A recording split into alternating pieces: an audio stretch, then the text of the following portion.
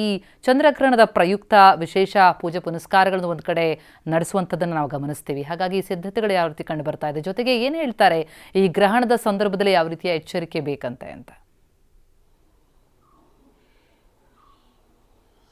ಖಂಡಿತ ಪ್ರತಿಮಾ, ಸದ್ಯಕ್ಕೆ ವರ್ಷದ ಮೊದಲ ಚಂದ್ರಗ್ರಹಣ ಅದು ಹೋಳಿ ಹುಣ್ಣಿಮೆ ದಿವಸ ಮಾರ್ಚ್ 3ರಂದು ಕೂಡ ಸಂಭವಿಸ್ತಾ ಇದೆ.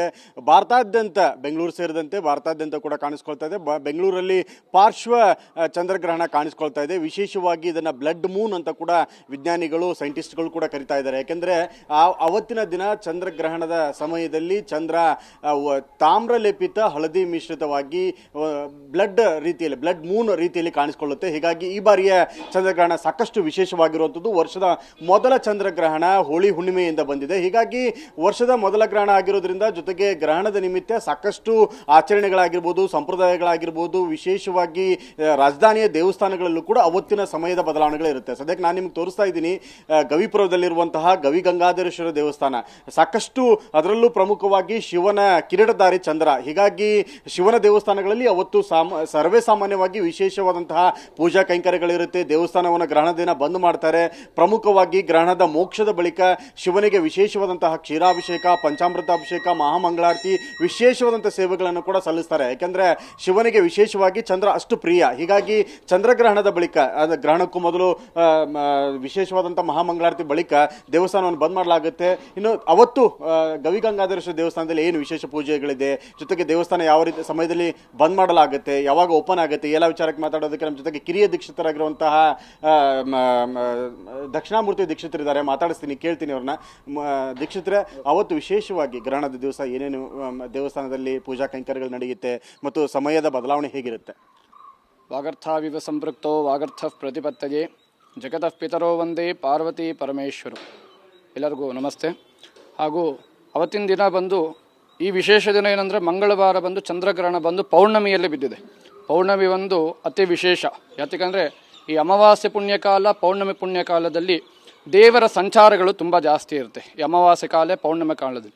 ಈ ಪೌರ್ಣಮಿಯಲ್ಲಿ ಅವತ್ತೇ ಗ್ರಹಣ ಬಿದ್ದಿರೋದ್ರಿಂದ, ಅದು ಚಂದ್ರಗ್ರಹಣ ಬಿದ್ದಿರೋದ್ರಿಂದ ಬೆಳಗ್ಗೆ ಬಂದು ಸ್ವಾಮಿಗೆ ಬಂದು ಆ ಪೌರ್ಣಮಿ ವಿಶೇಷವಾದ ಅಭಿಷೇಕ ಪೂಜೆಗಳು ಬಂದು ಬೇಗನೆ ನಡೆಯುತ್ತೆ. ಬೇಗನೆ ನಡೆದು ಆ ಗ್ರಹಣದ ದೋಷ ಇರೋದ್ರಿಂದ ಬೇಗನೆ ಬಂದು ದೇವಸ್ಥಾನ ಬಾಗಿಲಾಕ ಕಾರಣ ಇದೆ.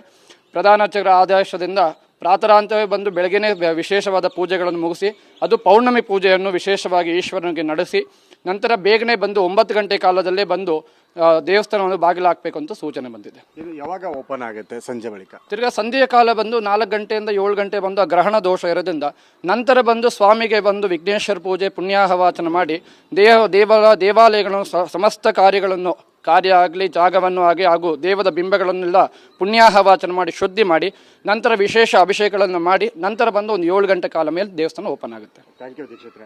ಇದು ದೀಕ್ಷಿತರು ಹೇಳುವಂಥದ್ದು. 9 ಗಂಟೆಗೆ ದೇವಸ್ಥಾನವನ್ನು ಬಂದ್ ಮಾಡಲಾಗುತ್ತೆ.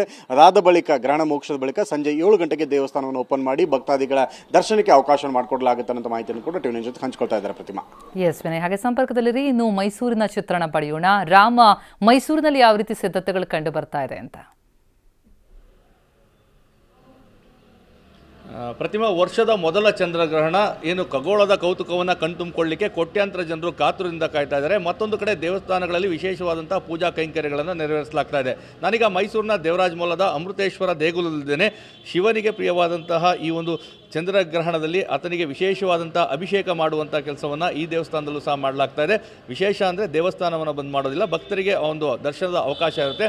ಆವಾಗ ಆ ಒಂದು ಸಂದರ್ಭದಲ್ಲಿ ಸಾಕಷ್ಟು ಪವರ್ ಇರ್ತದೆ ಅಂತೇಳಿ ಒಂದು ಅಭಿಷೇಕವನ್ನು ಮಾಡುವಂಥ ಕೆಲಸವನ್ನು ಮಾಡ್ತಾರೆ. ಮತ್ತು ಪ್ರಮುಖವಾಗಿ ಚಂದ್ರಗ್ರಹಣ ರಾಶಿಗಳ ಮೇಲೆ ಪರಿಣಾಮವನ್ನು ಬೀರ್ತದೆ ಅಂತೇಳಿ, ಹೀಗಾಗಿ ಕೆಲ ರಾಶಿಗಳ ಒಂದು ಪಟ್ಟಿಯನ್ನು ಸಹ ಇಲ್ಲಿ ನೀಡಲಾಗಿದೆ.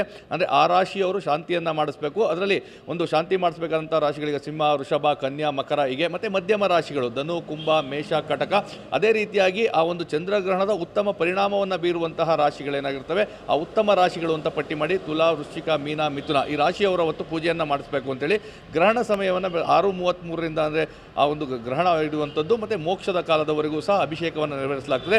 ಅದಾದ ನಂತರ ಶಾಂತಿ ಪೂಜೆಯನ್ನು ಮಾಡೋದು ಅಂತೇಳಿ, ಹೀಗಾಗಿ ಎಲ್ಲ ಸಿದ್ಧತೆಗಳು ಆಗಿದೆ. ಈ ಬಗ್ಗೆ ಮಾತಾಡಲಿಕ್ಕೆ ಮೈಸೂರು ಕುಮಾರ್ ನಮ್ಮ ಜೊತೆಗಿದ್ದಾರೆ. ಸೊ ಚಂದ್ರಗ್ರಹಣಕ್ಕೆ ಶಾಂತಿಯನ್ನು ಮಾಡಿಸ್ಬೇಕು ಅಂತ ಹೇಳ್ತಾರೆ, ಯಾವ ಕಾರಣಕ್ಕೆ ಮಾಡಿಸ್ಬೇಕು, ಹೇಗೆ? ಇದು ಚಂದ್ರಗ್ರಹಣ ಅನ್ನೋದು ಒಂದು ವಿಶೇಷವಾದಂಥದ್ದು ಒಂದು ಸಂದರ್ಭ. ಚಂದ್ರನಿಗೆ ಕೇತು ಅಥವಾ ರಾಹು ಸ್ಪರ್ಶ ಆದಾಗ ಇದನ್ನು ನಾವು ನಮ್ಮ ಧರ್ಮಶಾಸ್ತ್ರದ ಪ್ರಕಾರ ನಡಿಬೇಕಾದಂಥ ಧ್ಯಾನ, ಧಾರಣ ದಾನ ಇತ್ಯಾದಿಗಳನ್ನು ಮಾಡಬೇಕು ಅಂತ ಆ ಸಮಯದಲ್ಲಿ ಹೇಳ್ತಾರೆ. ಯಾಕೆಂದರೆ ಒಂದು ತೊಗೊಂಡ್ರೆ 100 ತೊಗೊಂಡ್ರೆ 1000 ಈ ರೀತಿ ಫಲಗಳು ಸಿಗುತ್ತೆ ಆ ಟೈಮ್ನಲ್ಲಿ ನಾವು ಮಾಡೋದರಿಂದ. ಖಂಡಿತ ಆ ಟೈಮಲ್ಲಿ ನಾವು ಶಾಂತಿಗಳನ್ನು ಮಾಡ್ತೀವಿ. ಯಾವ ನಕ್ಷತ್ರಗಳಿಗೆ ಹೇಳಿದ್ದಾರೆ ಅದಕ್ಕೆ ಸಂಬಂಧ 3 ಭಾಗಗಳನ್ನು ಮಾಡ್ತಾರೆ, ಉತ್ತಮ, ಅಧಮ ಮತ್ತು ಮಧ್ಯಮ ಅಂತ. ಇದರಲ್ಲಿ ಈ ರಿಲೇಷನ್ಸಲ್ಲಿ ಪ್ರಥಮ, ಮಧ್ಯಮ ಮತ್ತು ಇದರಲ್ಲಿ ಶಾಂತಿಗಳು ಬೇಕಾಗತ್ತೆ. ಮತ್ತು ಉತ್ತಮಕ್ಕೇನು ಶಾಂತಿ ಅವಶ್ಯಕತೆಗಳು ಇರೋದಿಲ್ಲ. ಪ್ರತಿಮಾ, ಇದು